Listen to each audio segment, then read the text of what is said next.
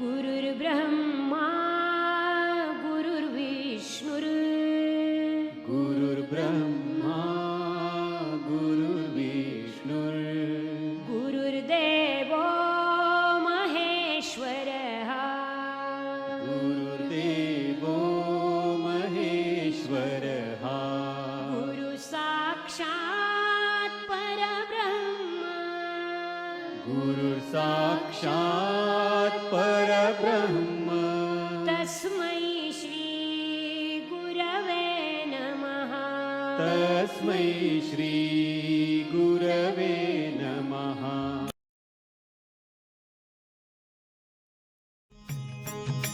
श्रीराम जय राम जय जय राम श्रीराम जय राम जय जय राम श्रीराम जय राम जय जय राम श्रीराम जय राम जय जय राम। प्रेम से बोलो श्री कृष्ण भगवान की जय। मित्रों, मैं आचार्य श्री राजेंद्र कुमार सूर्यवंशी भगवान श्री कृष्ण की चरणों की धूल उनका शिष्य। मित्रों, जानकर बहुत प्रसन्नता होगी कि भगवान श्री रामचंद्र जी सह परिवार इस घोर कलयुग के अंदर बजरंगबली का आगमन हो चुका है।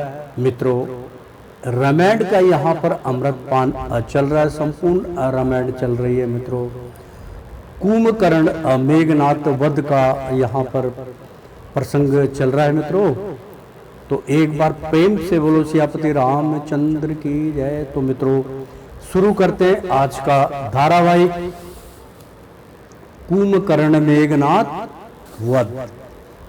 पिछले अध्याय में हमने बतलाया था कि रघुनंदन ने अप्रथम की धनवा की टकोर, रिपु का दल बहरा हुआ सुनकर इसकी घोर। यहाँ तक हमने पिछले अध्याय में कहता भगवान ने कुंभकर्ण को मारने के लिए एक बारी वार्निंग के लिए खाली रस्सी को खींचकर छोड़ दिया। वो इतनी भयंकर उसकी आवाज़ थी कि थरथराने लगी, कान बहरे हो गए। यहाँ तक पिछले धारावाहिक में हमने आपको अमृतपान कराया था। अब प्रारंभ करने जा रहे हैं आज का धारावाहिक कुंभकर्ण मेघनाथ वध। रामायण का यहाँ पर संपूर्ण चल रही है। मित्रों, तो प्रेम से बोलो सियापति रामचंद्र की जय।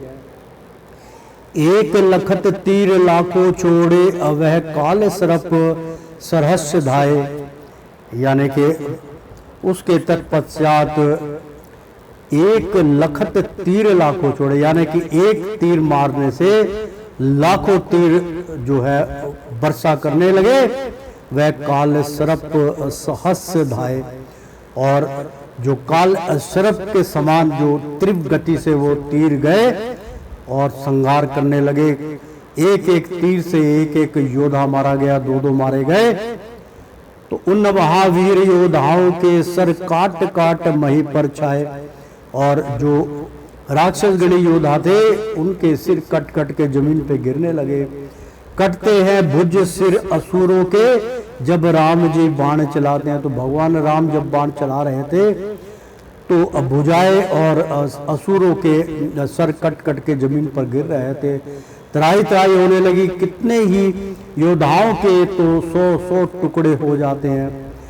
निश्चर घायल हो धूप धूम धूम कर पृथ्वी पर गिर जाते हैं, यानी कि निश्वर घायल होकर और घूम के चक्कर काट काट के घूम घूम धूम धूम के पृथ्वी पर गिर जाते हैं। पुनी अपनी उठ उठ कर संभल संभल कर आगे बढ़कर लड़ते हैं। उनके पास शक्तियां थी, वो फिर जीवित हो जाते थे, नीचे गिरते थे, जीवित हो जाते थे। इसी प्रकार से उनका वो चलता रहा। लगते हैं तीर शरीर में तो बादल की ना ही गरजते हैं, यानी कि जो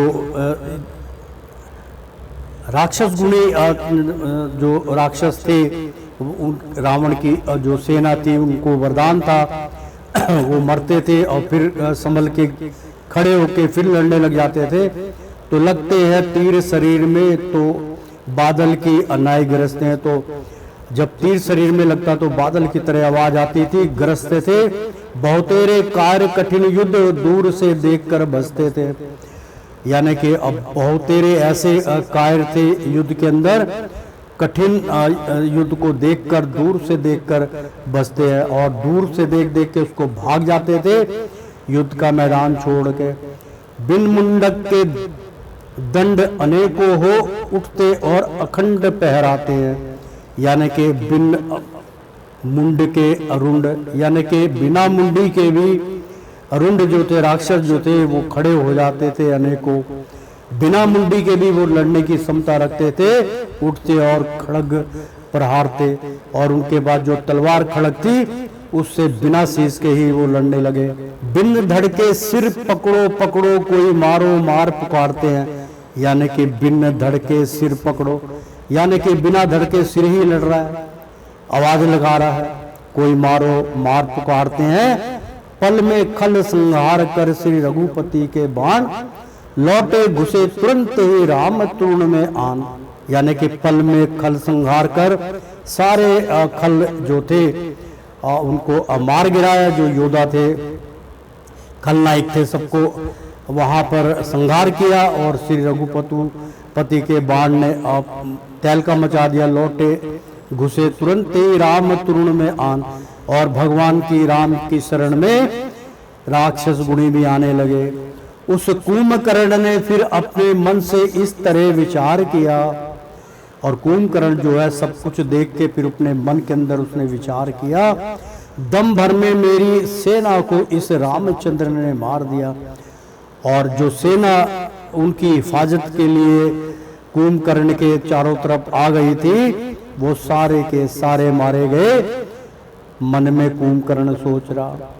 तब उस बलवान सुरारी के हृदय में बड़ा क्रोध आया, और फिर जो सुरारी था बहुत ताकतवर था, बलवान कुंभकर्ण, उसके मन में उसके हृदय में बहुत क्रोध छा गया। कर सिंह नाथ गर्जा भारी, और शेर की तरह धाड़ता हुआ भारी नाथ यानी कि गर्ज सुनाई उसने। गुस्सा शरीर में भर आया, और शरीर के अंदर गुस्सा जो था वो साफ झलक आ रहा था चेहरे पर। कर सिंहनाद गर्जा भारी, गुस्सा शरीर में भर आया, और पर्वत एक उखाड़ लिया गर्वित होकर अपने बल पर। यानी कि इतना बलधारी था कि एक पूरा का पूरा पर्वत जो था उसने कुंभकर्ण ने उखाड़ लिया, और फिर डाल दिया अभिमानी ने श्री रामचंद्र जी के दल पर। और भगवान श्री राम जी के दल जो कपी थे उनके ऊपर वो पहाड़ बहुत बुरी तरीके से फेंका।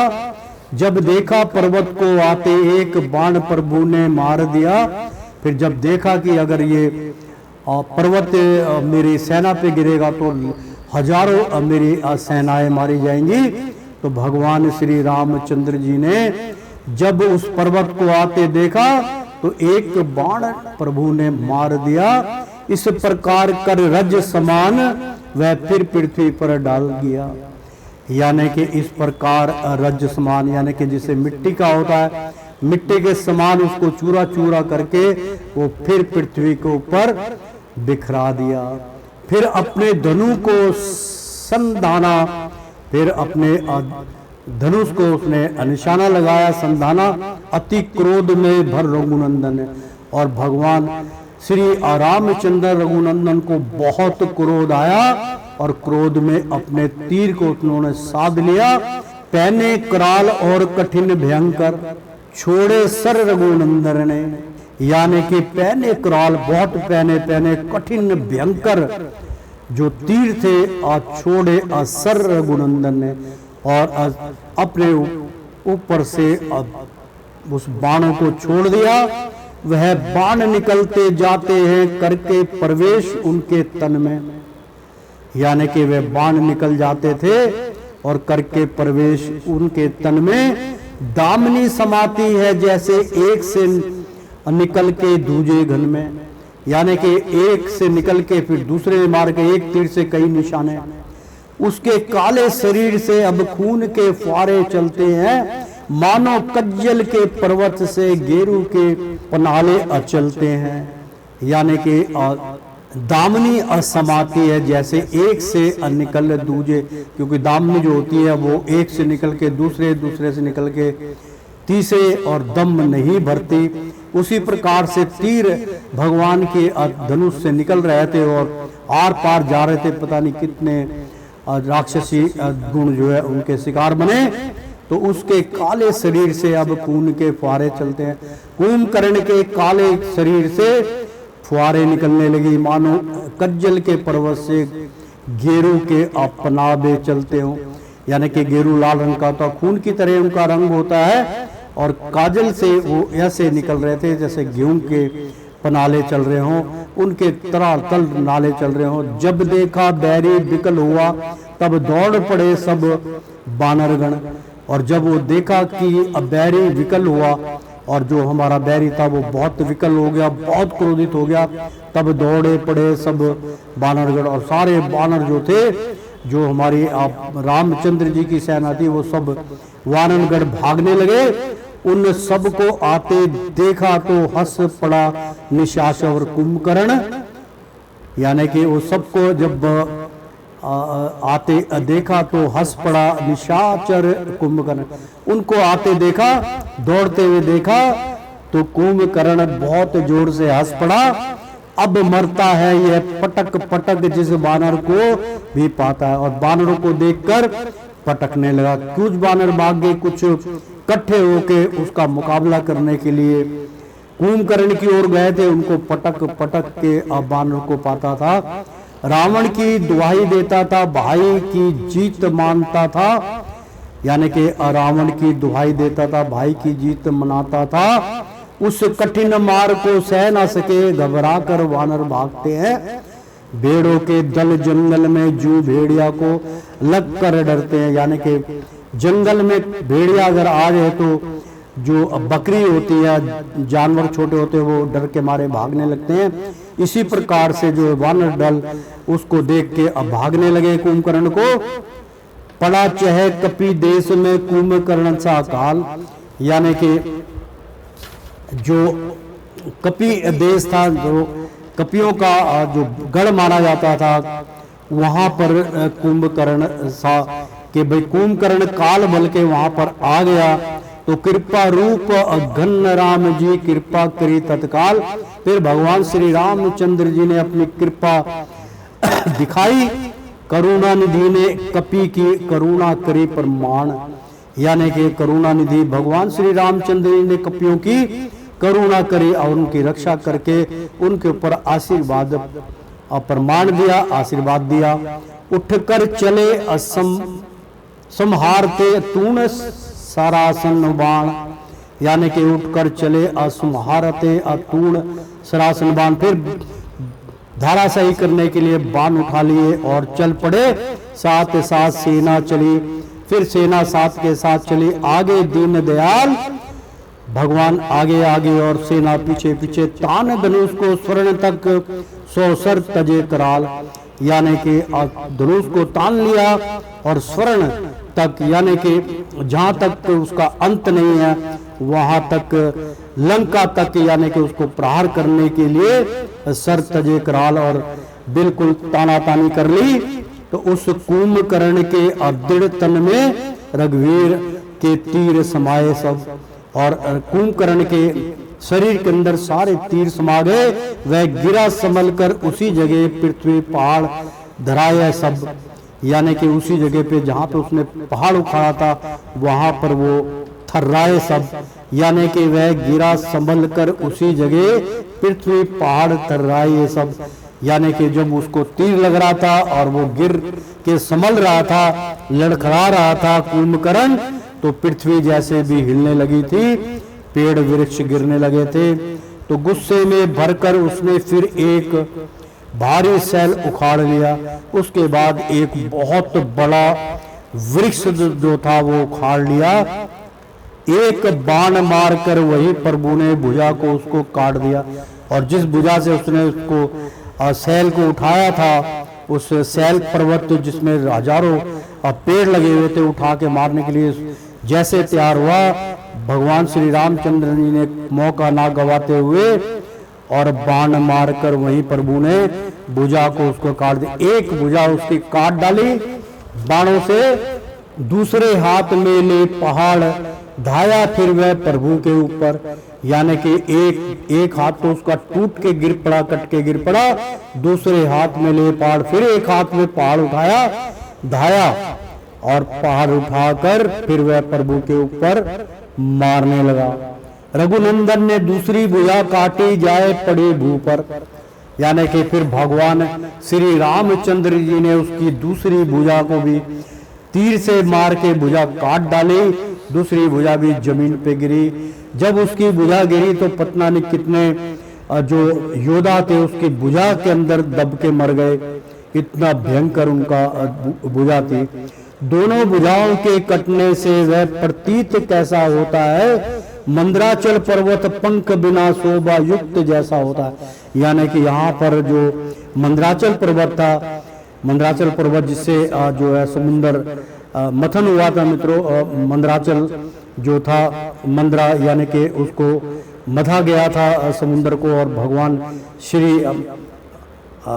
भगवान श्री विष्णु नारायण ने ही उसको उठाया था, और जो शेषनाग जो थे उनसे उनकी मदनी बनाई गई थी और रस्सी बनाई गई थी, उससे मदा गया था। तो उसी की एग्जाम्पल दे रहे कि वह प्रतीत कैसा होता है, दोनों भुजाएं कटने के बाद वो कैसा व्यतीत हो रहा है, कैसा लग रहा है कुंभकर्ण, उसकी व्याख्या मैं आपको सुना रहा हूँ कि बहुत सुंदर यहाँ पे प्रसंग चल रहा है मित्रों।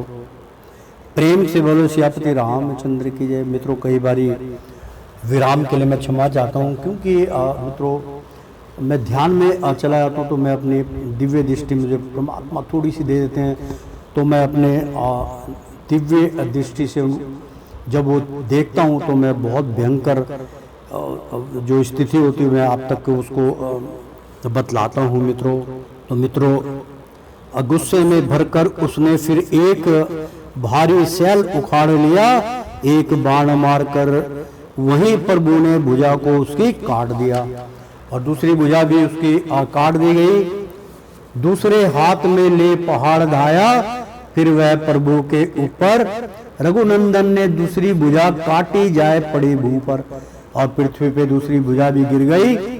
दोनों भुजाओं के कटने से वह प्रतीत कैसा होता है, मंद्राचल पर्वत पंख बिना शोभा युक्त जैसा होता है। मित्रों देखा, अभी मेरा ध्यान मित्रों यहाँ पर था प्रसंग पे, और एकदम जो है दिव्य दृष्टि जब मुझे प्राप्त हुई तो पेड़ जो सफा था इसका वो पलट गया, इसलिए मैंने दोबारा भी उसका उच्चारण करके बतलाया, क्योंकि वो दृष्टि से मैं देख रहा था इसलिए दोबारा उच्चारण करना पड़ा। कब सफा अपना दर छोड़ गया मुझे नहीं पता चला, अब जाके मैंने जब सफा पलटा तो तब मुझे पता चला, और उसके ऊपर मेरा हाथ होता है वो पता नहीं कैसे पलट गया। तो मंद्राचल है पर्वत पंख बिना शोभा युक्त कैसा होता है, फिर बड़ी तीक्ष्ण दृष्टि से कपिल दल की ओर निहारता है, और फिर वो कपि दल की ओर अपनी निहारता है। दोनों भुजा कटने के बाद जो है पर्वत की तरह जैसे मंद्राचल पर्वत सीधा खड़ा होता है मित्रों, उसी प्रकार से वो सीधा खड़ा हुआ नजर आ रहा है। शाखाएं उसकी कट चुकी थी, तो फिर बड़ी तीक्ष्ण दृष्टि से मतलब तिरछी निगाहों से कपिल दल की ओर निहारता है, मानो अब तीनों लोगों का यह भक्षण करना चाहता है कि अब इतना क्रोधित हो गया कि मैं तीनों लोगों को निगल जाऊंगा। बहुत शक्तिशाली था कुंभकर्ण। सर समूह से कौशलपति ने मुख कुंभकर्ण का भरा वही, और फिर उन्होंने जो थे अपने बाणों से उसके मुंह को भीन दिया। मुंह उसका जो था बोलने से लाचार हो गया, तो भी वह महाबली योद्धा पृथ्वी के ऊपर गिरा नहीं, और वो फिर भी पृथ्वी पे नहीं गिरा। सर भरा हुआ भी मुख लेकर रघुनाथ के ऊपर को धाया, और अपना जो मुख था वो बाणों से भरा हुआ था, रघुनाथ के ऊपर गिरने की चेष्टा करने लगा। यूं विदित हुआ उस समय मानो काल का तुन सम्मुख आया, यानी कि ऐसी स्थिति उत्पन्न हो गई जैसे मानो काल ऊपर उनके आ गया हो। तो क्रोधित होकर रघुवीर ने तब तज दिया तीक्ष्ण बाणों को, और फिर क्रोधित हो गए भगवान श्री रामचंद्र जी। रघुवर बहुत क्रोधित होके तब तज और तान लिया उन्होंने, बाण दिया तीक्ष्ण बाणों को, और बाणों से उनको पूरे शरीर को बीन दिया, सर जुदा कर दिया धड़ से, और सर उनका जो है धड़ से अलग कर दिया कुंभकर्ण का, हर लिया आसुर के प्राणों को, और असुर के जो प्राण थे वो प्रभु ने हर लिए। सिर तो लंका में गया, और उनका सिर कट के लंका में गया। इधर वह दौड़ा रुंड, और सर जुदा कर दिया धड़ से, और हर लिया असुर के प्राणों को। सिर तो लंका में गया, इधर वह दौड़ा रुंड, डोली मही तब बाण से किए तुरंत दो खंड, और उसके दो पार्ट कर दिए, क्योंकि वो बहुत विशाल था।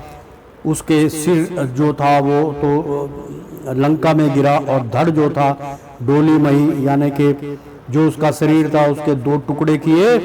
इस बेग से यह पृथ्वी पे गिरा, जूं गगन से गिरता मधु, यानी कि इस बेग से इस प्रकार जब उनको धड़ से अलग किया गया तो बेग से यानी कि बहुत तीव्र गति से वह पृथ्वी पे गिरा, जो गगन से गिरता है भूधर, यानी कि भवंडर आता है ना, देखा होगा भूधर, भूमि पे एक भवंडर घूमता है, उसमें कुछ भी फंस जाए उड़ा के ले जाता है, वो बहुत ताकतवर होता है मित्रों। तो जैसे आकाश से वो गिरता है इसी प्रकार से वो गिरा। तब गए बहुत उसके नीचे भालू वानर और रजनीचर, यानी कि कई जो थे भालू और वानर उसके नीचे दब के रह गए। उर तेज निकल कर समा गया श्री रामचंद्र के आनंद में, और फिर उसकी आत्मा जो थी वो अपने शरीर से निकल के भगवान श्री रामचंद्र के आनंद में, उनके चरणों में वो समा गया। तब विश्व में पैदा हुआ ऋषि असनकादिक शिव चतुरानन में, यानी कि आप फिर उसका जन्म हुआ। उसकी व्याख्या कर रहे हैं कि भगवान श्री राम के जो है आनंद में, मतलब उनके अंदर समा गया, और तब विश्व में तब भगवान की कृपा से पैदा हुआ ऋषि असनक आदिक शिव चतुरानन में, यानी कि फिर उसका जन्म जो है ऋषि असनक आदि ऋषि बने। अब वो कुंभकर्ण की ही देन थी, चारों दिशा में उनको जो है जन्म मिला।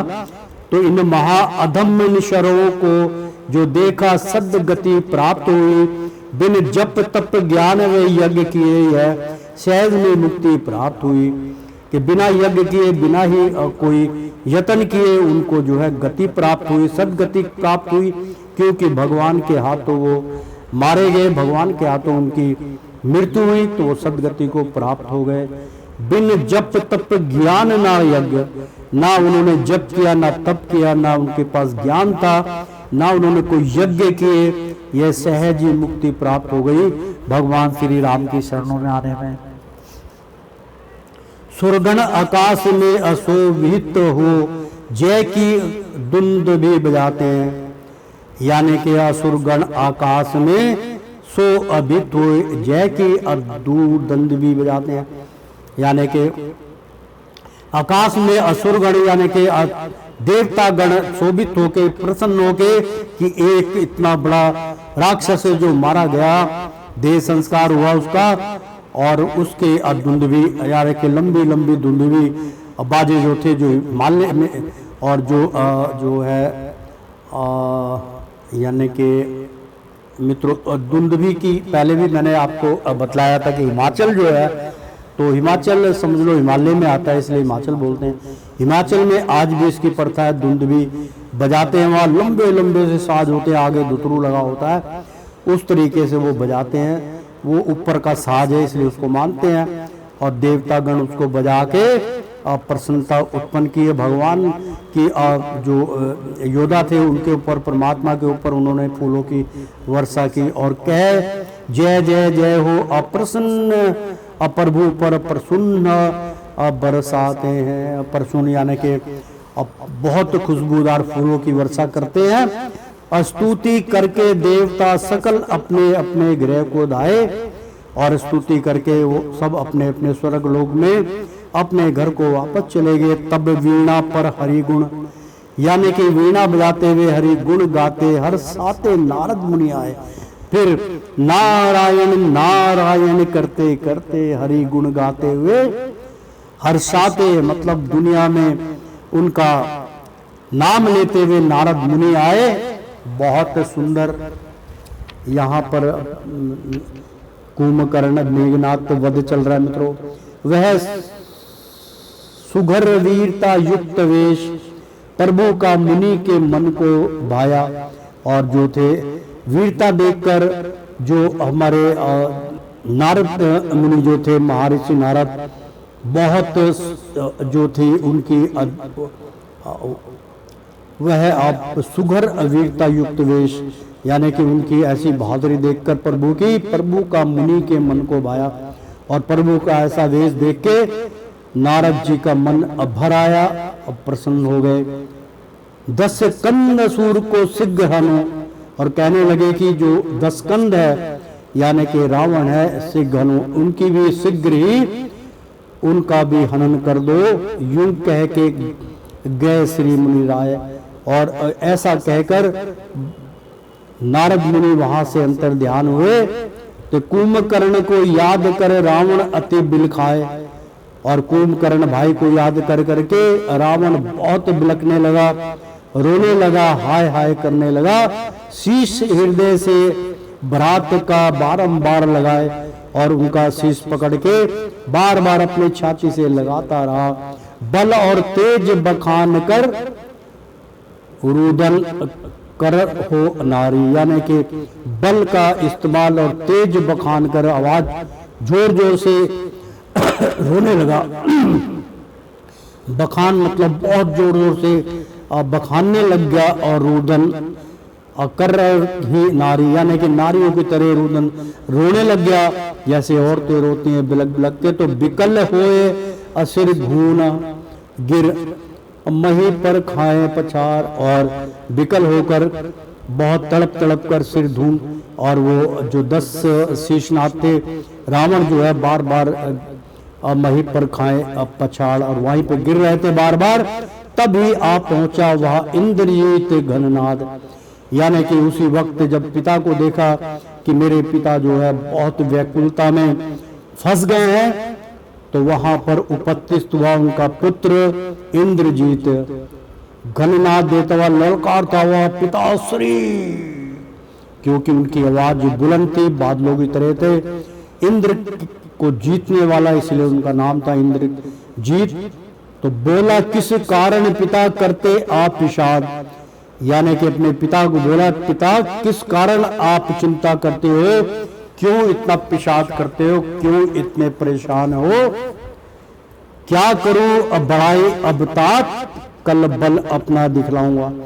कहने लगे आप, इंद्रजीत कहने लगा यानी कि मेघनाथ कि क्या करूं अब बढ़ाई अभी तात, हे तात हे पिता मैं क्या अपनी बढ़ाई करूं, कल बल अपना दिखलाऊंगा, कल युद्ध के मैदान में मैं जाके अपना बल दिखलाऊंगा। सुग्रीव राम लक्ष्मण अंगद इन सबका खोज मिटाऊंगा, और इनकी सबकी खोज यानी कि इनको ढूंढ ढूंढ के मैं इनका नाश कर दूंगा, इनको मिटा डालूंगा। ऐसे अहंकार भरे वचन जो है मेघनाथ ने कहे, जो मैंने बल और रथ अदृश्य है, यानी कि मेरे पास जो बल है और रथ अदृश्य है, यानी कि ऐसा रथ है जो अदृश्य हो जाता है, उनको नजर नहीं आएगा। निज इष्ट देव से पाया, और मैंने अपने इष्ट देव की पूजा आराधना करके उस शक्ति को प्राप्त किया, उस रथ को प्राप्त किया, उस बल को प्राप्त किया जो अदृश्य रथ है। श्री पिता आपको भी अब तक नहीं उसका भेद बताया, और पिता श्री मैंने आज तक इसका भेद आपको भी नहीं बतलाया था। आज केवल बतला रहा हूं कि आप व्याकुलता से बिल्कुल हट जाइए। पहले लक्ष्मण को विकल किया, दूसरी बार फिर जाऊंगा, 2 4 5 की क्या गिनती, लाखों के शीश उड़ाऊंगा। यानी कि सबसे पहले जो लक्ष्मण है उसको मैं विकल किया, यानी कि उसको मैं जो घायल छोड़ा था, अब मैं उसको सबसे पहले दूसरी बार फिर जाऊंगा, दूसरी बार उसको मार के समाप्त कर दूंगा। 2 4 5 की क्या गिनती करूं पिताश्री, लाखों के शीश उड़ाऊंगा, लाखों सिरों को मैं काट डालूंगा। क्योंकि मेघनाथ भी बहुत बलधारी था मित्रों, मेघों का नाथ था वो। वे जीत नहीं सकते मुझको, चढ़ गगन में युद्ध मचाऊंगा, और मैं जो है युद्ध जो है आकाश में करूंगा, आकाश में चढ़कर वो मुझसे युद्ध नहीं कर पाएंगे। होकर प्रयोग मारू सबको, यानी कि बहुत क्रोधित होकर प्रयोग, यानी कि अपना जो धनुधर मेरे पास जो शक्ति है उसका प्रयोग करूंगा, और प्रयोग मारू सबको, और अपना मंत्र मार मार के सबको मारूंगा, और स्वयं मार नहीं खाऊंगा, और स्वयं मैं मार नहीं खा सकता क्योंकि तीर चलाने के बाद मैं अदृश्य हो जाऊंगा। बस इसी तरह से समझाकर रावण को धैर्य बनाए दिया, और नारी ही वृंद्र जो रोते ये उन सबको भी समझा दिया। और जब इंद्रजीत युद्ध के मैदान में जाने के लिए ललकार रहा था तो नारी वृंद जो उनकी पत्नियां थी वो रोने लग गई जोर जोर से कि अब क्या होगा, मेरा पुत्र भी जो है मारा जाएगा। शोक विलाप पहले से शुरू कर दिया, जो रोते थे उन सबको भी समझा दिया। फिर मेघनाथ ने अपने तरीके से उनको समझाया कि मैं अजय अमर हूं, मुझे कोई नहीं मार सकता। प्रातः काल जब हो गया हुआ लंका में शोर, भालू किस आकर छय लंका में चाहोर। और जब पता चला कि प्रातः काल जो है इंद्रजीत लंका का जो है वो आ रहा युद्ध मैदान में, सारी लंका में शोर मच गया, और भालू किसकंधा वानर सेना और आकर 6 लाखों पे चौगोर और छा गए, चारों ओर से घेर लिया उसको। इधर काल संग अंग रहे, यानी कि जो काल था उसके अंग संग हो गए, अंड रहे रीछ और कपिवीर, और अंग संग उनके रहने लगे। इधर काल संग यानी कि काल को नगीज देखकर अंड रहे, सबके आस पास रीछ और कपिवीर खड़े हो गए। उधर चले मद मस्त हो निश्वर गण रणधीर, और भगवान श्री रामचंद्र जी जो रण के अधीर थे, जो उनके मुखिया थे, वो मस्त होकर निश्वर गण रणधीर। और उधर चले मद मस्त हो निश्वर गण रणधीर, यानी कि माफ कीजिएगा यहाँ पर देखा उन्होंने तो रणधीर जो रण में जो निश्वर गण थे, यानी कि राक्षसी जो थे वो रणधीर, यानी कि जो मेघनाथ था उसके संग वो मैदान में कूद पड़े। अपनी अपनी जय के कारण योद्धा रण रंग सजाते हैं, और जय जयकार करके अब गूंज हो रही थी मैदान में, योद्धा सज रहे थे। वो ढंग लड़ाई के भाई कुछ कहने में नहीं आते हैं, यानी कि वो बेढंग तरीका था, लड़ाई के भाई थे, लड़ाई के भाई कुछ कहने में नहीं आते थे, उनका क्या कहना। वो इस तरीके से मैदान में कूद पड़े, ढोल मंजीरे के साथ उन्होंने मैदान में मेघनाथ के साथ अपना रुख किया। माया के रथ में मेघनाथ चढ़ के तुरंत नभ में धाया, यानी कि मेघनाथ जो था अपने माया वाले रथ में जो था, जो अदृश्य रथ उसको प्राप्त हुआ था, उस पर चढ़कर तुरंत नभ में आया और आकाश में चला गया और ललकारने लग गया। और गर्जा परले के बादल सम तब मरकट दल ने बह पाया।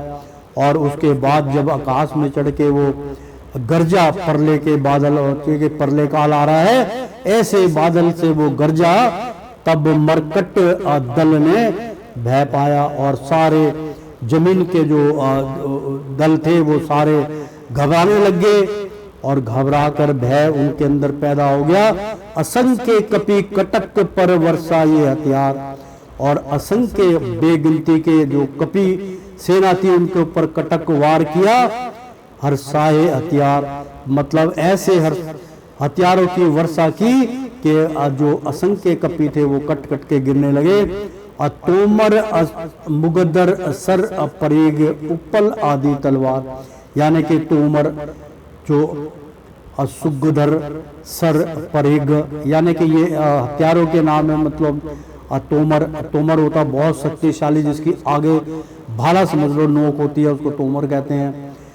और मुगदर यानी कि जो गदा होता है हनुमान जी का, वो सर जो सर को कटास कर देता था, काट देता था, वो पारिघ जो आर पार जो बाण होता वो आर पार कर देता था। उपल आदि तलवार, उपल यानी कि और जो आदि तलवारें थी जो बाजू बदन इस सब को काट देती थी, छील देती थी, उसका यहाँ पर प्रहार कर रहा था मेघनाथ। तो उस समय अधिक वह तीरों की वर्षा किस तरह नजर आई, मानो नक्षत्र मघा में ये मेघों की अपाती छर लाई। यानी कि अर्थात मित्रों ऐसे तीर उसने छोड़े, ऐसा महसूस हो रहा था आकाश में जैसे वर्षा हो रही हो। इस प्रकार से तीर बरस रहे थे मानो नक्षत्र मघा में, यानी कि मघा जो नक्षत्र होता है उसमें बारिश होती है, बहुत भयंकर मूसलाधार बारिश हो रही है। ऐसे मेघों की पाती धर आई, यानी कि मेघों की जो पाती थी बादलों की झर आई कि बादल टूट टूट के और जो है वो उनके ऊपर बरस रहे हैं। मारो मारो, बस यही शब्द कपियों को सुनाई आता है। और कपि जो थे वहां के यही सुन रहे थे कि मारो मारो, पर उसको कोई नहीं जानता है जो दुष्ट जवान चलाता है। यानी कि वो दुष्ट कौन है जो ऐसा प्रहार कर रहा है, जो ऐसे दुष्ट जुबान चला रहा है, मारो मारो, वो है मेघनाथ। पर्वत और वृक्ष उठा करके आकाश में वानर जाते हैं। तो आकाश में जो इनके पास शक्ति थी वो बड़े बड़े वृक्ष उखाड़ कर आकाश में चले जाते थे। जब उसे कहीं नहीं पाते हैं तो दुखी लौट कर आते हैं, फिर वो उनको वापस आना पड़ता। तो फिर असुर ने भारी कोप किया लक्ष्मण सुग्रीव विभीषण पर।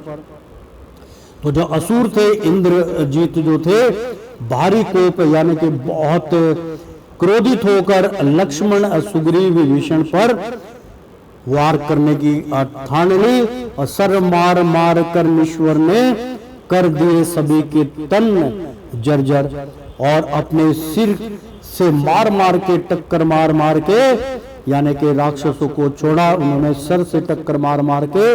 तो ईश्वर ने कर दिए सभी के तन जर्जर और सब तनों को चकनाचूर कर दिया।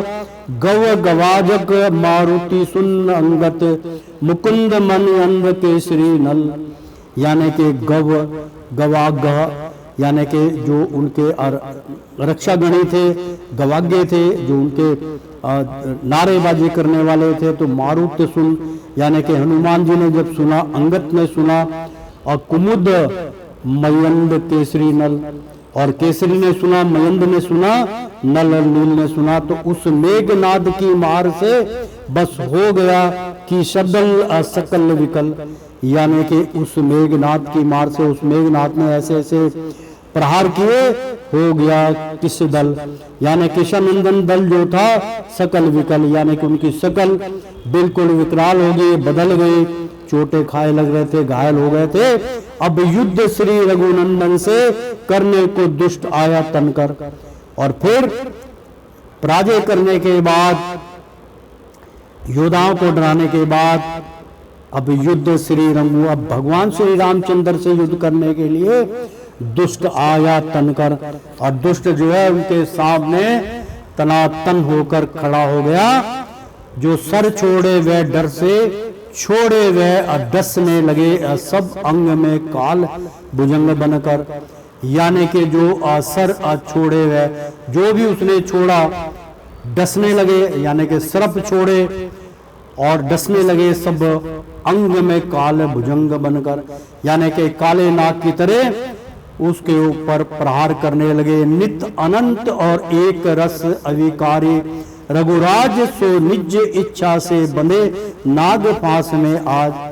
और जो नाग फांस दिया था भगवान ने उसको हाथ जोड़कर विनती कर कर नाग फांस में बंध गए।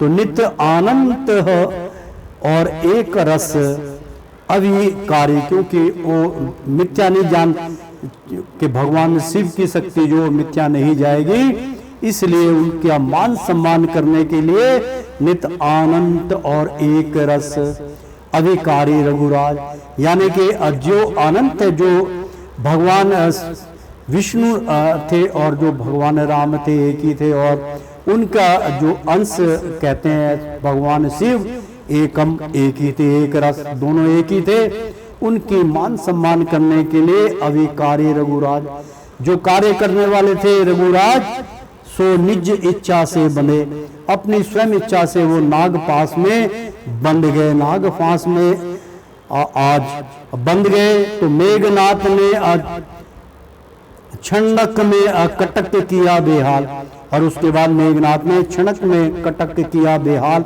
बेहाल उसने सारे में उपद्रव मचाया, कहता कहता दुर्वचन प्रकट हुआ तत्काल, और ऐसे दुर्वचन कहता हुआ प्रकट हो गया, आकाश से नीचे आ गया। जामवंत बोला तभी खड़ा तो रहे अज्ञान, यानी कि जामवंत बोले लगे, वृद्ध अवस्था में थे, जामवंत बोलने लगे तभी खड़ा तो रहे अज्ञान, अज्ञानी तो खड़ा तो रहे एक जगह। यह सुनकर घननाद उर छाया क्रोध महान, और ऐसा सुनकर फिर वो घननाद जो था मेघनाथ क्रोधित हो गया, बोला और बोला बूढ़ा समझ अधम मैंने तो छोड़ा तुमको। कह रहा मैंने बूढ़ा समझ के, अधम समझ के कि तेरे से मैं क्या युद्ध करूंगा, तू बुढ़ापे की सीढ़ी चढ़ चुका है, इस भलाई पर तू ध्यान ना कर और तू हमारी तरफ ध्यान छोड़ दे।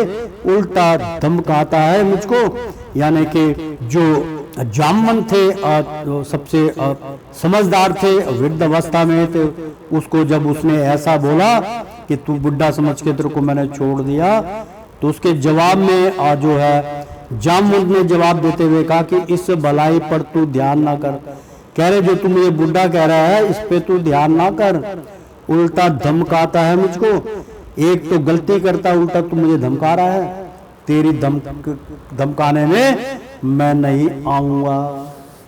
तो अब जमा चलाने का तुझको गुस्ताख मजा दिखलाता हूं। और जामवंत कहने लगे कि अब तू जो जुबान चला रहा है इसका मजा तेरे को मैं चिखलाता हूं। अब जमा चलाने का तुझको गुस्ताख मजा दिखलाता हूं, है किस विचार में खड़ा हुआ, ले समल त्रिशूल चलाता हूं। कहने लगा कौन से विचार में तू खड़ा हुआ है, समझ जा, मैं त्रिशूल चला रहा हूं। यह कह ताजा त्रिशूल को निश्वर ने रिस आए, जामवंत ने उसी अक्षण गहा बीच में धाए। यानी कि यह कह ताजा त्रिशूल को अनिश्वर अने रिसाए, यानी कि जो उसके ऊपर वो मोहित हो गए, निशार हो गए, रिसाए हो गए कि ये तो भगवान शिव का धनुष है। तो जामवंत ने उसी क्षण, और जामवंत जो थे उसी क्षण उसी पल गहा बीच में धाए, और बीच में ही वो उसको रोक दिया। फिर कर में त्रिशूल लेकर वह गर्जा तर्जा और किलकारा, कुछ देर ना की बस फौरन ही धन नाद की छाती में मारा, जिसके आघात से असुर घात का मूर्छित हो गिर गया धरानी पर। इतने पर भी मारा उसको तन्न पटक पटक कर भूमि पर। फिर बोला अरे अधम तूने प्रसंग ना देखा पूरे का, यानी कि जब उसने खुद ही छोड़ा, जब त्रिशूल निकाला था जामवंत ने मारने के लिए और अलर्ट कर दिया कि भाई तैयार हो जा, मैं तेरे पर त्रिशूल छोड़ रहा हूं। तो यह कह ताज त्रिशूल को यानी कि त्रिशूल से मत्था टेक के निश्वर ने रिसाए। निश्वर के ऊपर उसने कामना कर ली और उनके ऊपर वार करने से उसने मना कर दिया। जामवंत ने उसी क्षण गहा बीच में धाए, वो बीच में ही रख दिया उसको और नहीं चलाया। अब फिर क्योंकि आचमन था, उनको कहा गया कि नहीं ऐसा कार्य मत करो। फिर कर में त्रिशूल लेकर वह गर्जा तर्जा और किलकारा, यानी कि कर में, यानी कि उसने तीर को जो था मेघनाथ ने उठा लिया और कर में यानी कि अपने हाथ में पकड़ के त्रिशूल लेकर वह गर्जा तर्जा और किलकारा और फिर किलकारी मार के जोर जोर से कहने लगा। कुछ देर ना की बस फौरन ही और कुछ समय गवाए बिगर धननाद की छाती में मारा, और जो धननाद थे की छाती में मारा, जिसके आघात से असुर घात मूर्छित हो गिर गया धरणी पर, यानी कि धरती पे मूर्छित होकर वो गिर गए। जामवंत बुजुर्ग थे, इतने भर भी मारा उसको, यानी कि इतना गिरने के बाद भी फिर मार रहा था उसको, और तन पटक पटक कर भूमि पर और अपने बल का प्रयोग करते हुए उसने भूमि पे पटक पटक के उनको मार रहा था। फिर बोला, अरे अधम तूने, यानी कहने लगा बुढ़ा है तू, अधम है, तेरे को पता नहीं था तुझे मेरी ताकत का, तो प्रसंग ना देखा पूरे का, तूने अभी मेरा देखा कहाँ तांडव, इसलिए मैं तेरे को दिखा रहा हूँ।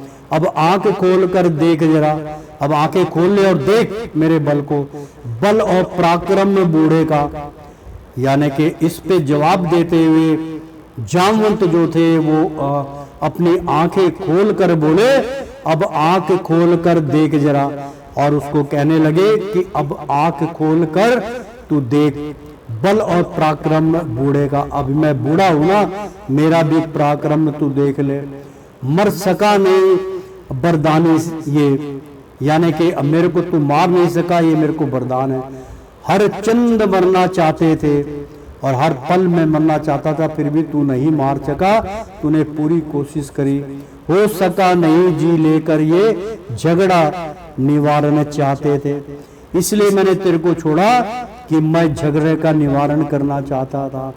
मरे नहीं ये ऋक्षपति करने लगे विचार, पकड़ पाओ जकड़ जोर कर फेंका लंक मझार, यानी कि मरे नहीं ये ऋक्षपति, यानी कि जो भालू है, जो ऋक्ष है, उनके जो पति हैं, यानी कि उनके जो तात हैं जामवंत, वो अभी मरे नहीं हैं, करने लगे विचार, और विचार करके कह रहे हैं पकड़ पाँव झक जोड़, और पाँव पकड़ कर कहने लगे कि मेरे पाँव को पकड़ ले झंकोर, फेंका लंका मझार, और लंका में उनके पाँव पकड़ के अपना बल से उनको फेंका।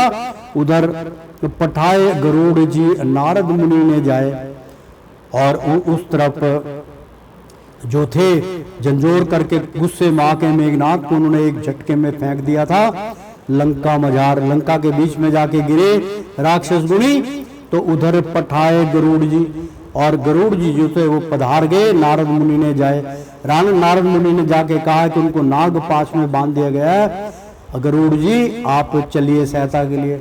श्री रघुनंदन के निकट खगपति पहुंच आए, यानी कि जो नारद मुनि ने जिनको कहा था गरुड़ जी, उनके निकट पहुंच गए। भगवान राम जी जो नाग पाश में बंधे हुए थे, लक्ष्मण बंधे हुए थे, उनको नाग पाश में छुड़ाने के लिए वो जो है गरुड़ जी वहां उत्पन्न हो गए। भक्षण किए तब गरुड़ ने, और गरुड़ जो थे उनको अपने टोट से काट काट के उनका भक्षण करने लगे। क्षण में सर्प समूह, और जितने भी सर्प उनके ऊपर छोड़े गए थे उनके समूह को नष्ट कर दिया गरुड़ जी ने। तो क्योंकि विष्णु का जो सवारी है, विष्णु की जो रथ सवारी है वो गरुड़ की है मित्रों, गरुड़ उनका बहुत प्रिय है। तो विगत हुए माता सकल हर्षे मरकट जू, यानी कि विकल हुए माता सकल हर्षे मरकट जुए, विकत हुई माता सकल हर्षे मरकट जुए, और वो उससे अपना छूट गए। तो मित्रों आप जान गए होंगे कि श्रीमन नारायण नारायण हरि हरि, तेरी लीला सबसे न्यारी न्यारी, बोलो हरि हरि। ओ श्रीमन नारायण नारायण हरि हरि। प्रेम से बोलो श्री कृष्ण भगवान की जय। मित्रों भक्तों एक बार बोल दो ना सियापति रामचंद्र की जय। मित्रों, एक बार बोल दो ना राधे राधे कृष्णम कृष्णम। मित्रों, कुंभकर्ण मेघनाथ का यहाँ पर प्रसंग चल रहा है। कुंभकर्ण तो जो है वो गति को प्राप्त हो गए, भगवान के हाथों मारे गए थे।